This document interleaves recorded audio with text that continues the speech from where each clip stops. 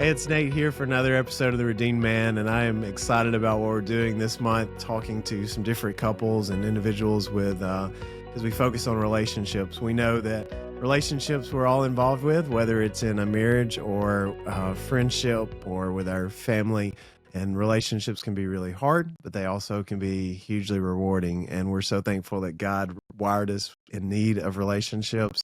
And we're talking right now in this episode and some other episodes to follow with some military couples about the challenges that they face being married and in the military and what that looks like, but then also the rewards of serving our country. So we're going to jump in today with Jake and Emily Pettit. They are from Minnesota originally, and you'll hear a little bit of that in their story.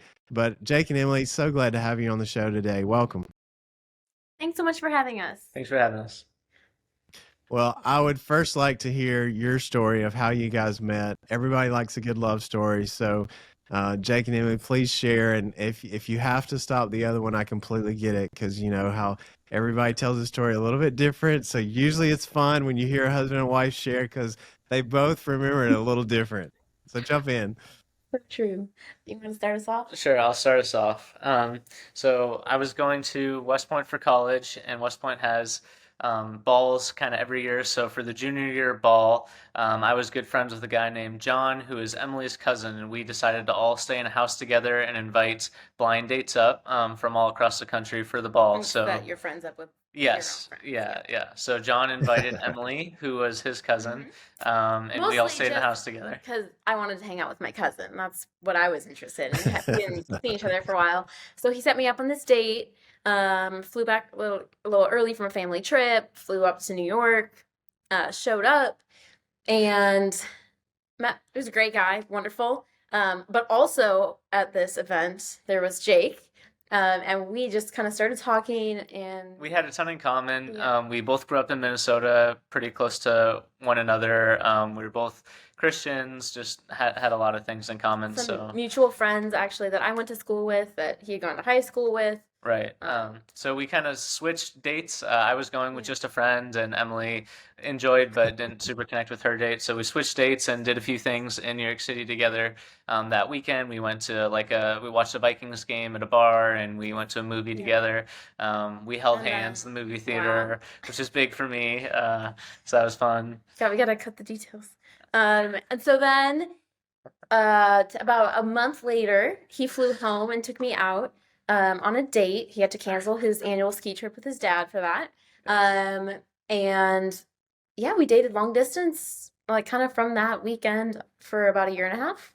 hmm And then the Yeah, rest is history. and the rest is history. I've So, been married for 100 years. I'm just kidding. proposal, how did that go down? Yeah. Proposal? Yeah. Super fun. I guess we'd been dating for a year, and it was winter time. I forget why I was back, but it was, what was it, the 29th? Christmas. Yeah. You Well, were yeah, back it for was just Christmas. been Christmas. Anyway, I did it behind my house. I was super excited. Had it planned the whole day.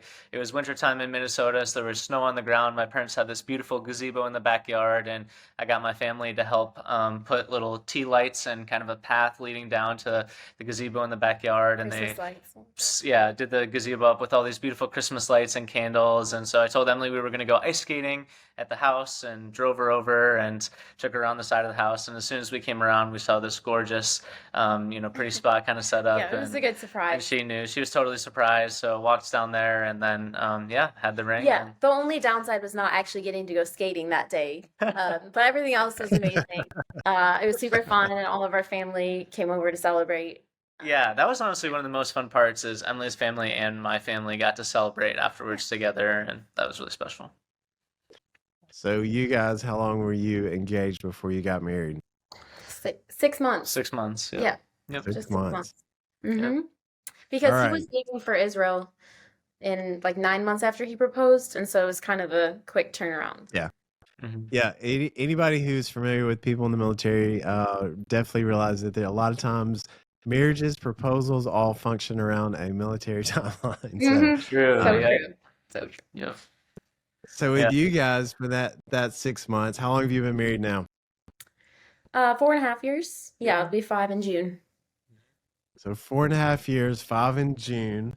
So you guys are, I mean, some would still say in the newlywed phase. I don't know.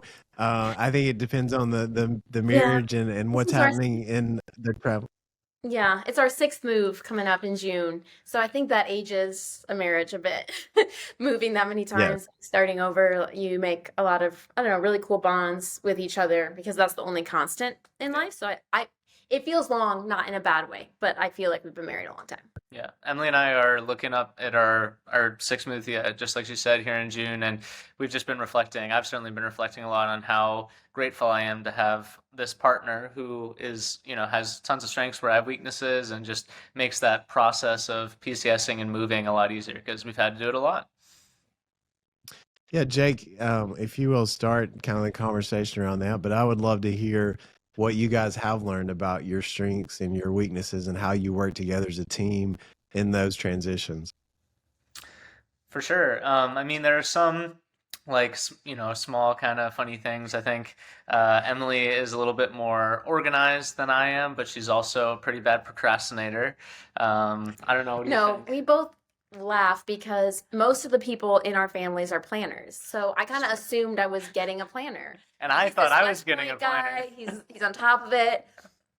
So sometimes we look at each other like, you didn't do that? I didn't do that. I thought that was on your list. What list? So that's been a struggle, but I think you've gotten super good at managing that, and I still am a bit of a procrastinator with the PCS deadlines. Yeah, we found our roles and our rhythms. I tend to handle, I think, rightly a lot of the Army administrative stuff, the paperwork and some of the processes that you have to go through there. And Emily has done and continues to do an amazing job, like figuring out what things we need to bring. The Army, you usually move in a couple different batches at a time. So some stuff you send ahead of time on a boat, some you send on a plane, and some you carry with you through the airport. And kind of dividing those things up and making sure everything is packed well so that you can live.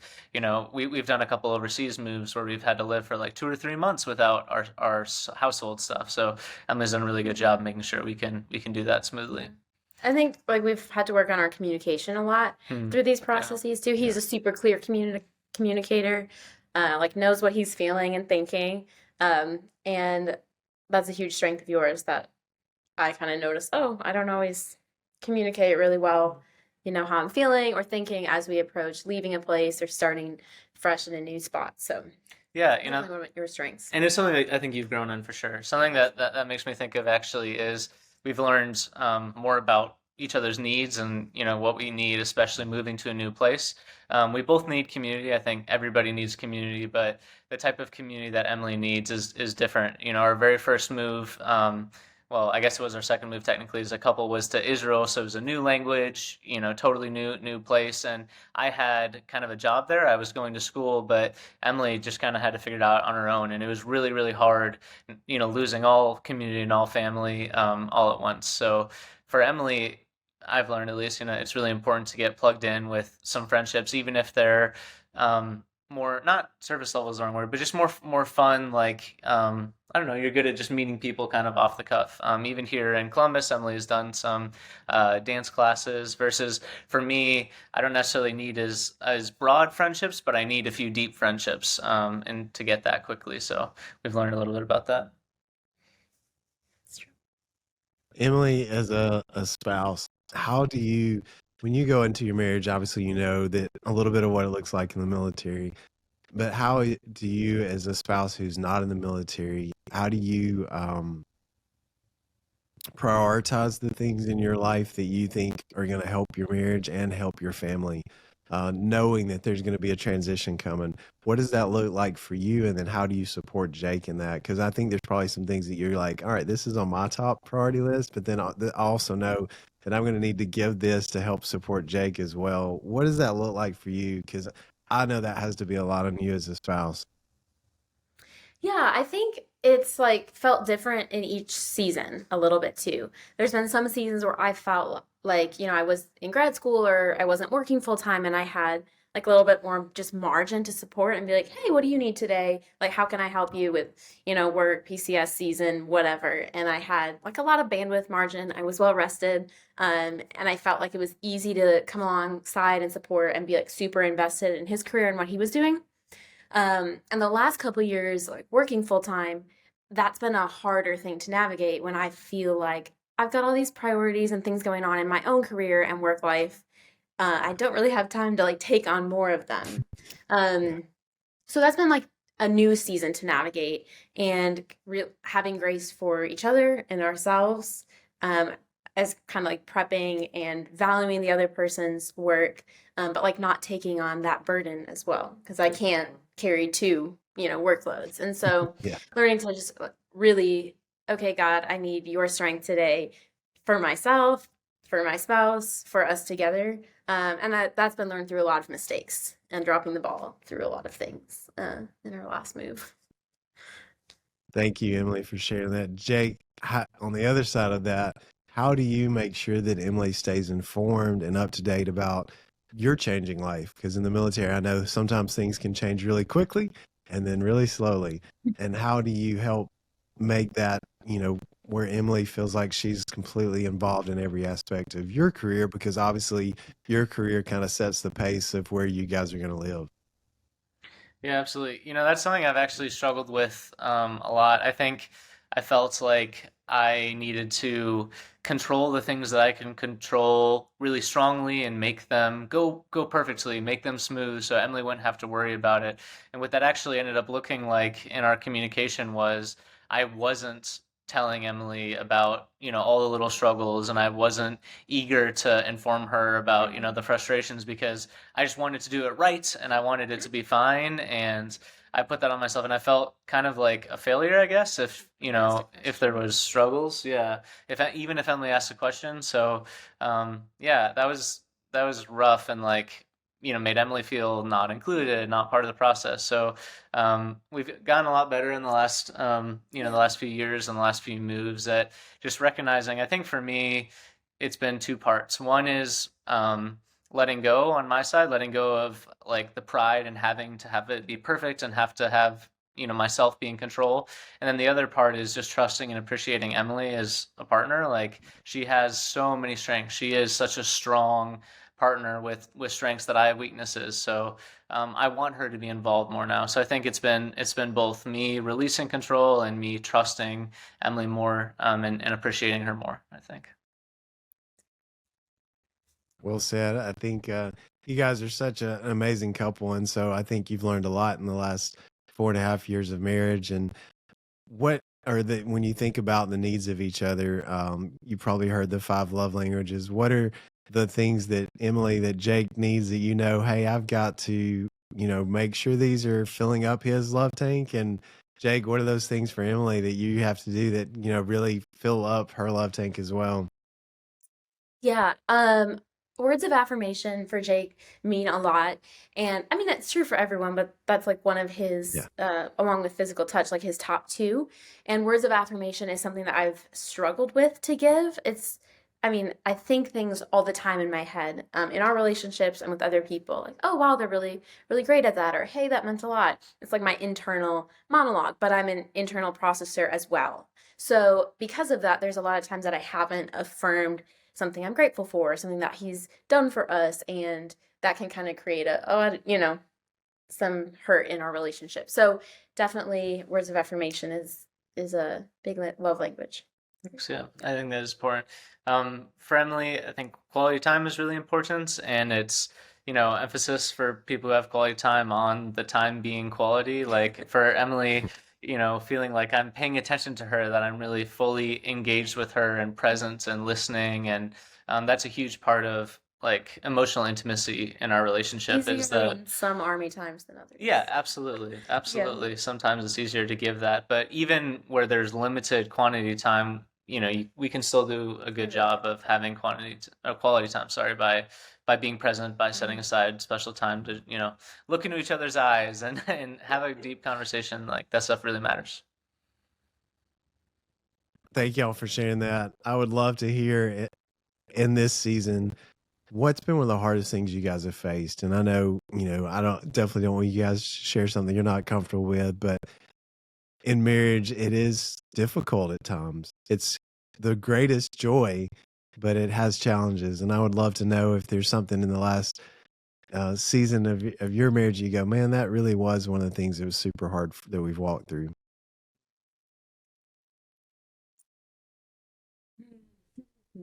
I think, and you can interrupt me if you disagree. I think when he was platoon leader, it was a hard season for us in a lot of ways. Um, he had some struggles at work with my boss, and we just didn't see each other. Like, it wasn't a season that we planned to not see each other, like a deployment or ranger school. It was like we're living life in the same house, both going to work, but just our schedules did not line up with, like, we didn't see each other ever in the morning. He was gone so early. Evenings were chaotic and it was rare and both tired and home from work. And I think that, like, over time led to some distance, and we weren't like super engaged on the day-to-day level. Um, I think that was a really hard season. Yeah. And we didn't really realize, like, why is our marriage not great right now, until like being in the next season where we could like have intentional time together, like just daily, making breakfast or sitting on the couch reading the Bible, or going to bed at the same time, waking up at the same time. And so I don't know, I've just realized that in those crazy busy seasons where stuff isn't lining up, like, you have to figure out a way to put in work. That's super true. Emily's talking about, our last duty station. We were in Hawaii before we came here. It was wonderful in Hawaii. Like, we loved our community and we loved, living there, but work was tough for sure. I had a commander that made me pretty miserable, and Emily was an intense kind of life at work too. She was teaching. So true. Like, we just did not have a lot of time. And yeah, just like Emily said, coming to Georgia now and having a little bit more time has made us realize how difficult that lack of quality time is together. Another thing that I think I learned from that season was, it's kind of a classic thing that people say about Christian marriage, but just if my relationship with God, if I'm not pursuing God the way that I ought to be, if God is not absolutely number one in my life, every other part of my life suffers. And in Hawaii, like, yes, God, I would say that God was important in my life, but there were plenty of areas where I wasn't giving the hard parts of my job at work and the hard parts of my life to Him. So I think since we've moved to Georgia, and we've had like more time to be together, and we've had just a little bit more margin in life. But for me personally, at least, I think the best growth in our relationship has been as a result of spiritual growth in my personal life. I think, like, my relationship with God and my peace and joy, as I've like grown with Him in the last few months, has been, doubled and tripled in our relationship. So. Yeah. Well, Jake, knowing you, I've heard about your morning routine, and I know part of what you just shared in that season in the past where you didn't get the mornings together. What are you guys able to do now in your mornings to really set the tone and the pace for your entire day that you guys get to do together? It's such a privilege, and I know it's not something that we'll always get in the military, but yeah, every morning, Em and I get to get up and do a Bible study together, which so many, old couples always say, you got to pray together. Like, anytime you can do that kind of thing together, it's good, and it has been beautiful in our Well, relationship. yeah, and we don't do it like together, Right. but like side by side. We sit next to each other right here. Right here. Yep. Yeah.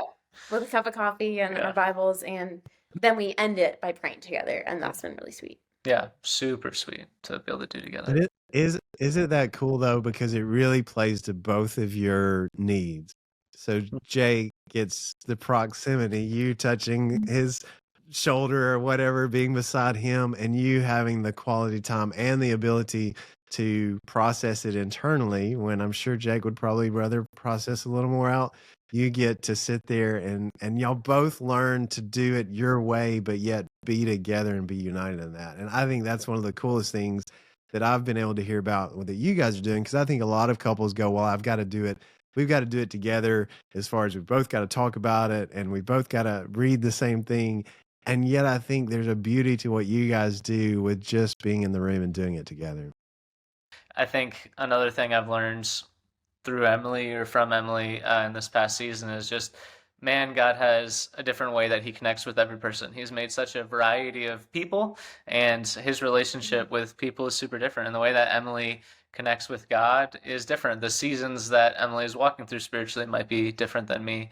And so it's beautiful and encouraging the way that we can be together and worship, but it doesn't have to be exactly the same, and it often isn't, and that's okay. Jake, another thing I've watched you and heard you share, you get super excited when you talk about Emily and your relationship. So I would love for you to tell our listeners what are some of those things you just like you can't like excite you about your wife that you are blown away by day after day. Because I know I've heard you share, but I want others to hear your love just gush out because I think you do a great job at that, and I think that's something that as guys we probably could all grow in and being able to share with our wives the things that we love and adore about in them because a woman needs to know and feel loved. And as men, so many times we get focused on what we're doing and less on how we communicate that love to our spouse. So let me hear what it is about Emily that just blows you away. Absolutely. There are a ton. So thanks. This is actually a super cool opportunity to say some of these things. One big category that I won't go into and I can't is about how physically attractive she is. She's so hot, but I won't get into that too much. She just turned red. I'll start with one part of her professional life, which is she is just amazing at her job with her students. Emily is a high school history teacher, 9th and 10th grade right now at St. Anne Pacelli, but she's taught middle school as well. And Emily connects with the hearts of her students in a way that is absolutely astonishing. There have been quite a few teachers like in our lives who have seen Emily in the classroom and seen some of the evidence of how Emily's students love her, like writing cards to her, sending her emails, giving her gifts. And they are all these, teachers who have been teaching for, multiple decades are like, oh my gosh, she is so good at what she does. She is so good at loving these kids. I'm a big history nerd, so I love the contents, but Emily doesn't allow like the content or the frustration of a kid, getting a certain question right on a test to distract from her greater mission of loving these kids and making them feel safe, of growing their character. She corrects them, she rebukes them, she encourages them. She does character work in a way that's amazing and is so part of who she is, so part of her personality.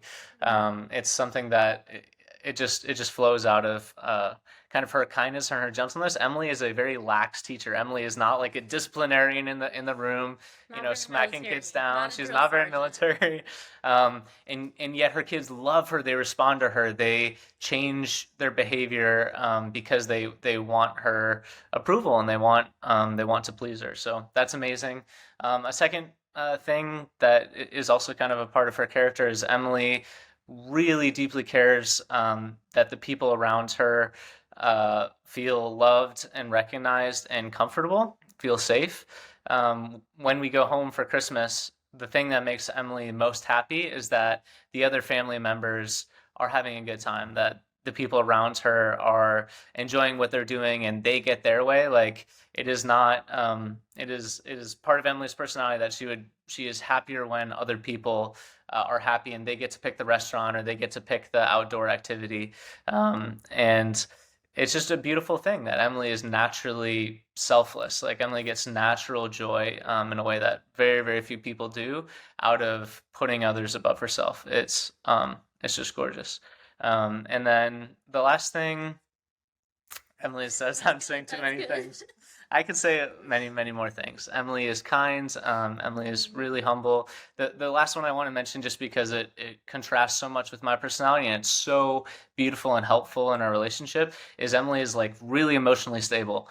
I am an emotionally passionate person. I have big highs and lows, and Emily is just very consistent and constant. And there are strengths and weaknesses to that, but man, are the strengths powerful and beautiful when she's living in the healthiest part of her emotional consistency. It just makes our home a calm, stable place. It helps us make more rational decisions as a couple. It helps us communicate clearly. It is just gorgeous, and I'm so grateful that she has that. It's beautiful. Yeah. I love your passion. Thanks, baby. Emily, you get to express those words of affirmation. And what are those things that you find in Jake that just you stand above the rest? Yeah. Well, yeah, I mean, leading off the last thing you said, I love your passion for life, for what you're learning, for what you're invested in, your faith and your love for the Lord. Like when you feel something, you feel it big. And It's true. I mean, like you said, it has weaknesses, but it's really, really beautiful to see like your faith with God and how you express that. He's super quick to apologize. That's one of my favorite things about him. Like, you are not proud. Like, you're very, very humble, and it's easy for you to admit when you've made a mistake. And that's been an amazing example to me. I'm like a little defensive right off the bat about things, and you are not that way. So I super admire that. You're a huge servant with your time and energy, like always doing the dishes, cleaning, like supporting our life and our family in so many ways.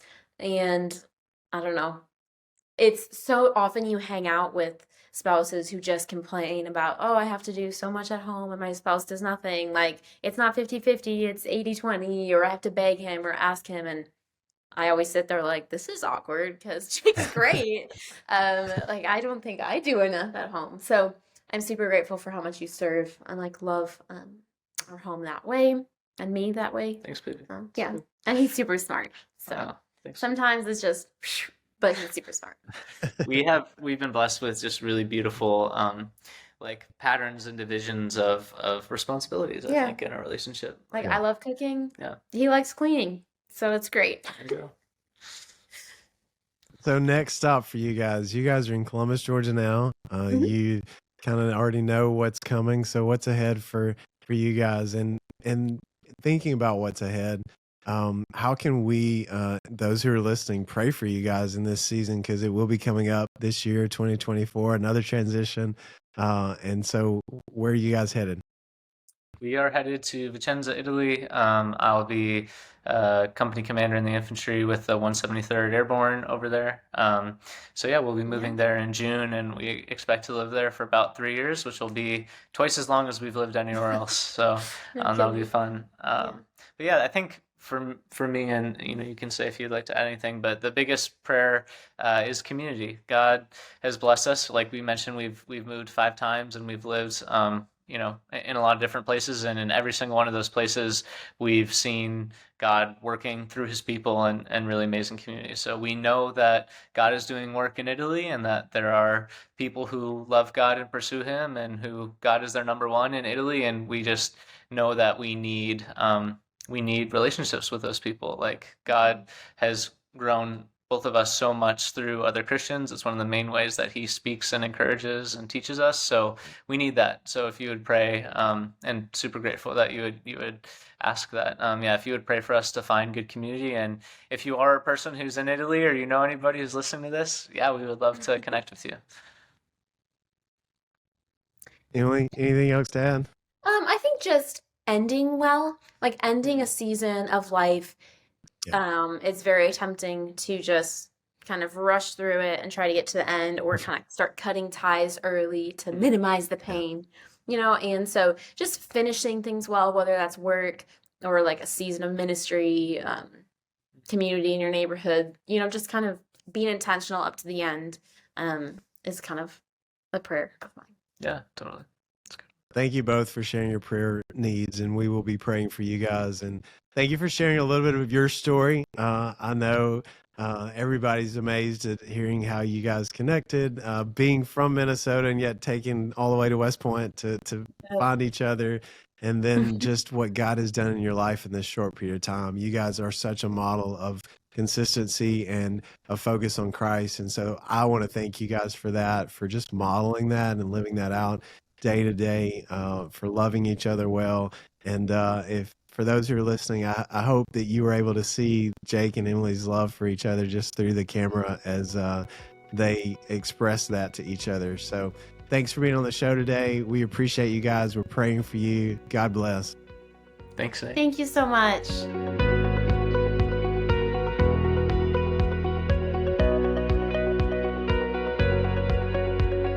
This session, we have with us Evelyn and Wang Saecheo. We are so glad to have you on the show. Welcome to the show. Hey, how you doing, Nate? Great. So glad to have you guys share a little bit of your journey and your story. We're going to start out with a few questions that are either or questions to see how you guys align. So you're going to answer them at the same time. So I will give you an either or, and then you respond at the same time. So mountains or beach? Beach. Mountains. Early morning or late night? Say that again. Night. Earlier night. Early morning or late night? Night. Yeah, early morning for me. Fast food or health food? I'm both. It depends. Yeah. I like a little fast food. Yeah. Night out or night at home? Night At out. home. Affection or words of affirmation? Words Words of affirmation. Yes. Burgers or tacos? Tacos. Tacos. Yeah. Cold weather or warm weather? Warm weather. Cold. By plane or by car? Plain. Awesome. Well, so everybody, when you get on the show, everybody wants to know a little bit of somebody's love story. So I want to hear, how did you guys meet? Where are you originally from? Like, how did this love story unfold? So this is always interesting because every couple, it's funny to watch the looks back and forth. So whoever wants to jump in sharing, jump in. So we met in California. Well, we're both from California. I'm from Fairfield, California, situated between Sacramento and San Francisco. Yeah, that's where we met, was in Fairfield, California, at Safeway. If you're not familiar with it, it's kind of like equivalent to like a Publix. Yeah. But within that grocery store is a Starbucks. I was a barista. I was making, coffee in my senior year, and Evelyn was a courtesy clerk for Safeway. And I'd never really noticed her, but she would always come by during like lunch and ask for whipped cream on her fruit during lunchtime. Man, who is this lady? And she found out one day that I was actually leaving for college, and she slipped me a note, and it had her phone number, and that's where it all started. Where I kind of, you know what, this is awkward, but I'll just give her a text and say, hey, let's do some lunch or get a date. But that's how we met. But, Awesome. So Appreciate it. Evelyn, why don't you take it from there? Let me hear your side of that. So Yeah, that was about accurate. I think I was like, okay, is he looking at me or is he not? I'm like, you know what? I'm gonna go for the go, right? I'm just one that I took charge, so that's what happened, and that's kind of been the story ever since then. I think I proposed to him. yeah. oh wow. Mhm. He had went into the military at that point, so he went to college, came back. I was a junior at that point, so we were kind of really off and on again. And so anybody that knows the story, I'm like, the odds weren't in our favor. Went into the military, and then I was like, okay, well then take me with you. Let's go see the world. And he's like, oh gosh, are you sure about this? Like, yes. Come on, let's go. And I think so. As soon as we got married in May. I think 3 years after we had already met. Yeah. In 2006. So we got married in May, and summer marriage, and then our first duty station was actually here back when it was Fort Benning. And so we lived here. We had nothing. We took my car, went all the way from Northern California. So I mean, you can drive there and spend all day. And we didn't stop till we got to Amarillo, Texas. Wow. And I was just too excited. I mean, I was like, I got married, okay, take me away. Let's go see some other place. And, it was a really huge culture shock because there's no sidewalks here. Yeah. So that's been our story. And I'm like, we've been here kind of on and off ever since. And how long have you guys been married now? 15 years in May. Good job. Yeah. 15 years. 15 years. And how many children? We have 5. Yep. 5 children ranging. So I joke, I tell people, I have 5, but she has 6 because she has to count for me. That's what I say with Liz. I say she's the 4th child. So I completely understand your pain, Evelyn. So you guys being a military family, you traveled, you've moved to different places, you've had all the things that come along with military life. For you guys, when you think about that and your marriage, what has been some of the most difficult parts of marriage being in the military? I think from my perspective, the most difficult thing is just juggling between, your work cycle, your work calendar, training calendar, and also coming home to, make sure you have time to for the family and your kids if you have kids. That's the most difficult. I think I'm getting better at it now because, to be honest, I'm just barely learning how to use applications on iPhone because I'm not a good tech person. I'm more of I'm gonna take notes and I'm gonna read it occasionally. But yeah, that's most difficulty is managing, work life and family balance. Evelyn? I'd say that it's difficult to kind of balance the hats. So, you're a mom, then you kind of have to carry their hat when they're gone. And it's really just remembering to take time for yourself. And I think that's pretty important as a spouse. I don't think that we look at that perspective. I think we have to carry the hats and kind of shuffle and juggle them around a lot. And I think that it's okay to take that time away. And so I've learned that, and just kind of like reminding myself, or like communicating is, I think, another huge part. So now I'm talking to this guy over here and just telling him like, hey, like I need a minute, or like let me focus and like worry about one kid at a time. Let's tag team this, and like we're working as a team. So. Yeah. And I will say that Evelyn does this so much better than I do. She pretty much, like, when I say she's the adult of the family, she is. Because, man, if you stumble in on the Saechaos house, you'll see me lay on the couch, and I'll just be with the kids, like just watching all the cartoons, eating goldfish, because, I like those things. I don't think I'm an adult yet, actually. but no. Our snack pantry is just like, it's overflowing, depending on. We have so many kids that go through, and they just like, and he's like, we got to get more snacks. I'm like, we need to chill out here.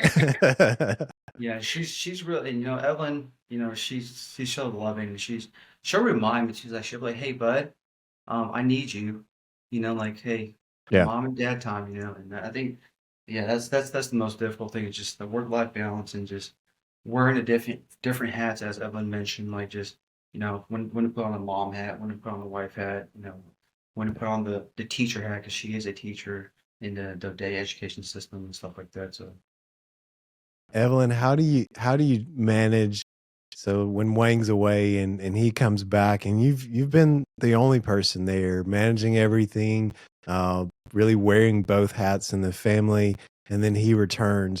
How do you navigate that? Because I know that has to be a really challenging time for you to readjust to, hey, he's gone and I'm doing all this, and then he comes back.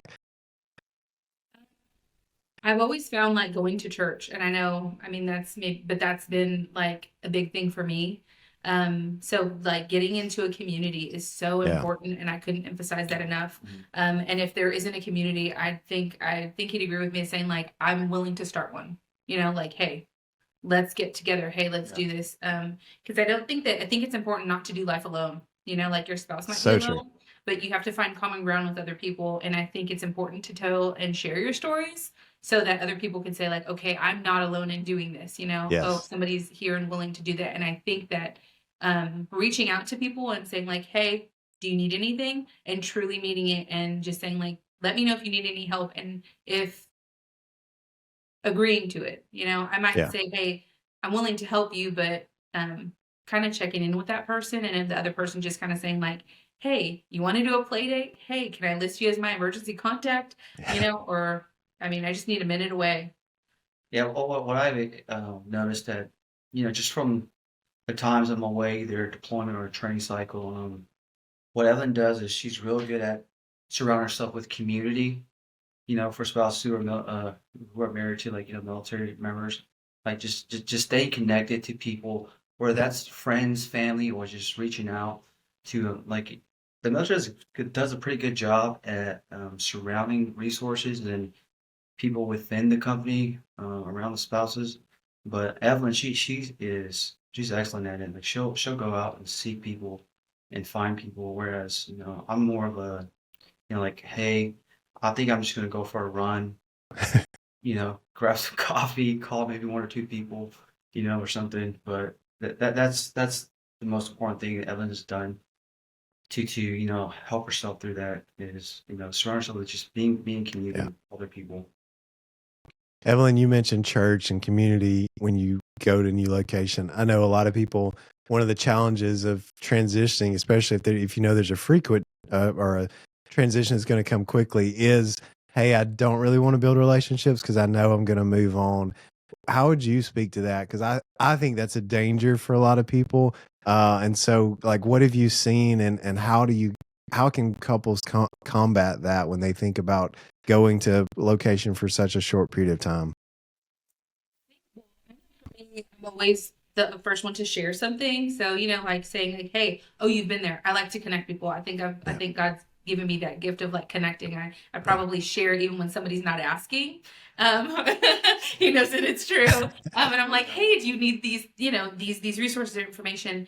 But trying to just, if you don't have that opportunity and you don't do something that you like, find it, like you like to play kickball, go start one, it's okay if it hasn't been done, like find common ground with somebody else and just say like, hey, you like movies? Like come over, let's watch some movies together. Like find something with other people. I think that's one of the things that like we had a friend when we first got married. I mean, they let us stay with them, they'd invite us over for dinner. And I think just, it's something as simple as like, hey, you want to come over and eat?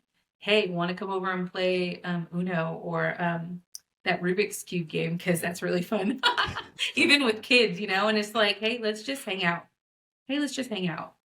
It's awesome. I also think like I would encourage like go find those friends. Go seek out the community, even those short period of time, because you never know if that's gonna be like an everlasting like friendship or family. Because I will say it like back in 2008 when we first got stationed in Columbus, Georgia, or Georgia, I like to call it. We met a family. We still talk to them. Yeah. I like really quick. I think the biggest thing is being intentional, right? Yeah. So like surround yourself with people that are gonna like where you'd want to be, and it doesn't need to necessarily be like within your age. I think like I love hanging out with people that have experience, somebody that has like kids that are maybe our age, that have grandkids or something like that. Because I feel like you can take away a bigger perspective on, like, hey, I'm struggling with this. So true. They might have been through it, and they can help you navigate that, because a lot of the time our parents are so far away, our family is so far away. So that's just my big sorry. I felt like I wanted to share that. No, that's great. Thank you for sharing that. So when you guys think about what are the different duty stations you've been assigned to so far? So we've been here. Okay, I'll try going in order. Here in Columbus, we went to Texas, Fort Bliss, West Texas. Went to North Carolina in Fayetteville, and then we came back here. Then went to Fort Hood in Texas. Actually, I think it's called Fort Columbus now. And then we're back here again. So this is the third time we're back here in Columbus. So you guys have had your rounds, but not too bad. So of those, which is your favorite and which has been your least favorite experience? I think the favorites would probably be I really enjoyed Fort Cavazos, what it called Hood now, like just the area. But Georgia's definitely grown. And I don't think that I ever really want to leave here, just because I've seen like we've made so much progress, and we have an amazing church family that's been established here. And I think the least favorite would probably, it just depends on the community, and just kind of like where we were at that point. So I could highlight my favorites for sure.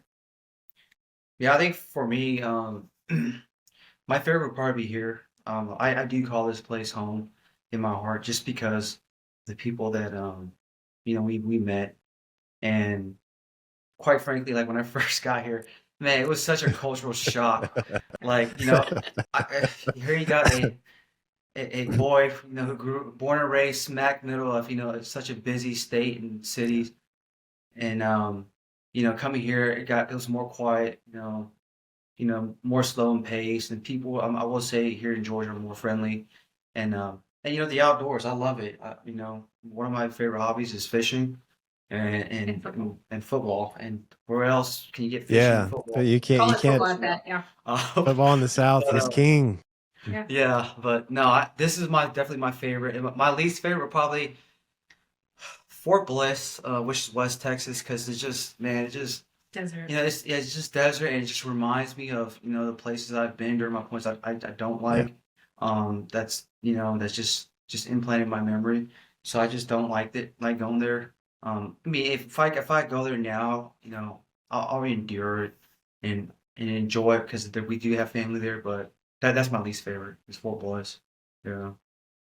So, Wang, what's your favorite thing about serving in the United States military? Um, man, that's such a man. That's a good question, Nate. You know,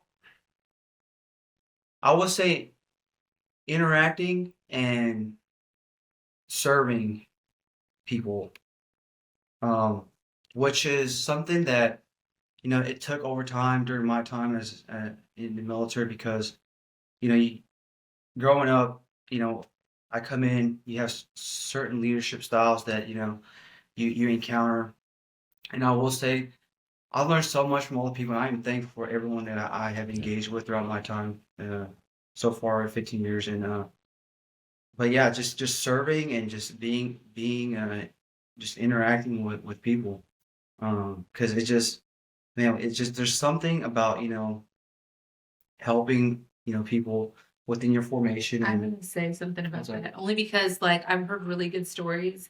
And anybody that knows him, like within his leadership style, he's not the traditional like leader for his rank. He does way more. I mean, this is a man now, like now that he's a man of God, he's actually openly, like praying over people. I don't know if I can say Yeah. that, but I will. Yeah. And he's open to just helping them. And I think we actually had an event within for families that really doesn't come very often because of the kind of job that he has right now. But we had an event, and even the spouses were able to see the leadership that he brings to his soldiers, and the families are feeling that. And so for me, I'm like, it's when he says servant, like he's a servant leader. There's not he has an open door policy regardless of his rank, where anybody can come in and they can get help from him, whether it's finance, personal problems, just guidance in life or just in the military. And he's the first one to like encourage them to want to, follow their dreams and sign off on whatever it is to encourage them. Yeah. Um, I will say, yeah, just serving people. That's my favorite. And I can just, as I don't like to be on the desk and read emails all day, so I will. And the reason why Evelyn says, it's the traditional leadership, because I'm not saying every leader in the army, they read emails as they stay at the desk, but I like to get away from the desk. Yeah. Look to my left and right to my counterparts and just get out of my desk and go talk to people, get to know them, where they're from. Because I mean, I love hearing people's stories where they're from, because like you got a guy from California come all the way to Georgia, and now this is home too. I like hearing stories like that. It's outside of the rank. Yeah, Like exactly. he sees the person for their name and who they are, and for them as a family, aside from like their rank and whatever else, all their additional badges that they have on their chest. So What has been one of the most challenging seasons in y'all's marriage? Ooh, that's a good one. before, I think maybe it might be different. I feel like it was before he was a Christian man, which I mean, Yeah. us coming here, the community and Yeah. the church that we go to is amazing. And I think that before the time, you going through freedom, I think, our marriage, I've always loved him, but I think that him being the husband that I needed, him to be a Christian man, I definitely feel like he loves me even more, and we're able to parent better. We're able to communicate better, and I think we're able to go through any of the struggles that we've had before better because we seek God first before we do anything else. Yeah. Yeah, and I mean, and I will add to that. The most difficult season was, yes, definitely like, when I wasn't a believer. I think it's funny you asked that because we always talk about this, and I always tell people, God had a plan to put Evelyn in my life because He knew that I'm a bonehead, and He needed to place the most God fearing, faithful, and loving woman in my life to transform me ultimately, right? And she's always been faithful wherever we went. She's always finding a church to be connected to. But now that I'm here and we found, Church of the Highlands, and like just the people, and God placing, Christian families around us, people being connected to, and it just helped us grow in our marriage, helped us grow as parents.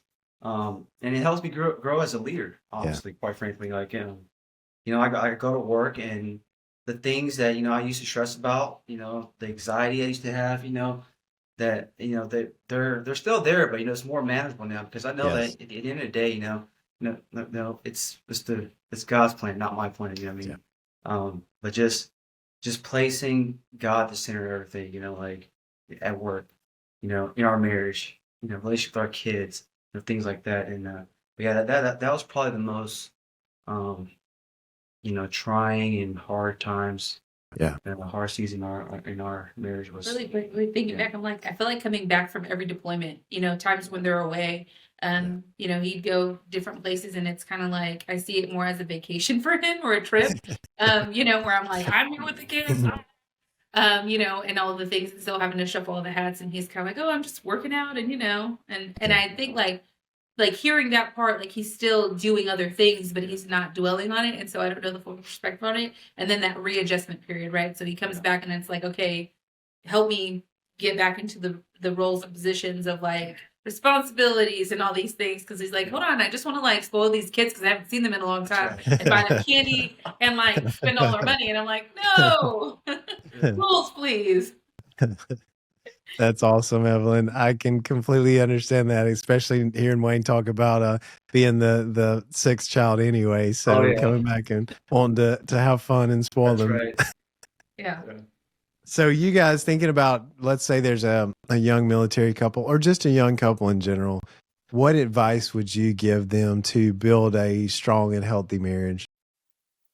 I would say communicate with each other. I know that's such a generic, term to use, but like, what does that communication look like? Because Yeah. how you communicate when you were first dating is different when you are That's right. married. You know what I mean?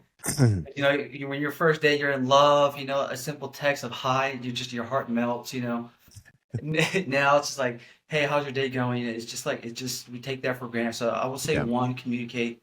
Think about that. And what I mean by that is, analyze together. Like, hey, this is how we used to communicate. Like, what can we do to communicate better now that we're in marriage in year 5, 6, 7, 10, 15? Because right now I know, like, Evelyn, she loves, not it's not bad. She loves talking on the phone when I'm at work and I can't. And so sometimes, I do tend to be a little short, but then I realize it and I'll text her like, hey, can I please call you back at this time or in a meeting or something. But yeah, just communicate, analyze it. How you communicate, now versus later, and also find time for yourself and your marriage. Like if you're in a bad place and as a person, go seek that help, whether it's emotionally, mentally, physically, spiritually. Go seek that out. Go fix that and communicate that with your significant other, so that way they understand, to help you heal in that process. Because I will say, I was an alcoholic, and Evelyn saw it, but to me, I don't see that. I come back from work, and the first thing I want to do is hear, the sound of a beer can opening. But I didn't realize until she communicated to me like, hey, like this is what you're displaying to our children. That's the norm, when they grow up. So, oh man, thanks. This is something that you realize and accept it. And but yeah, communicate and just kind of like just talk to each other. That's the biggest thing for me. What about you? I'm like, yeah, and using the I feels. Like when you communicate it, right? Because I was like, and I even use it for him. I'm like, hey, I feel as if, When she says I feel, like my ears, my perks, my attention's on her. I'm like, man, here it goes. I think it's important to use the I feels so that you're not pointing the finger at the other person. Yeah. Like you said, just kind of make time, whether it's, it doesn't have to be extravagant going on a date night. I think prioritizing your marriage and don't forget to date, your partner. Because I think too often, I mean, we get lost in that, you're like, took care of the kids, check, made dinner, check, did laundry, cleaned the house. And so making sure that you have a good, safe community of, if you're the husband, like have some awesome men surrounded you. Ladies, make sure that you're in a pretty amazing lady group. And if you're going to share something, make sure that you're intentional about who you're sharing it with, because not everybody has the best intentions for you. Get to somebody that'll pray for you, encourage you in your marriage, let be there for you as a support whenever things are low. And just get plugged in within your church community. There's the ARC. If you have trouble finding something, like I said, start something yourself. It doesn't have to be something already established.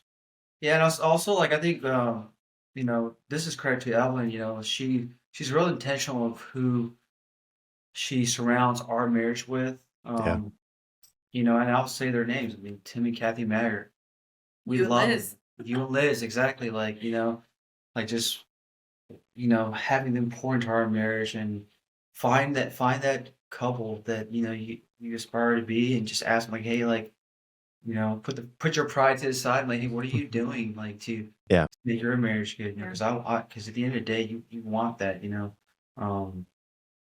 just fall back in love over and over again with each other.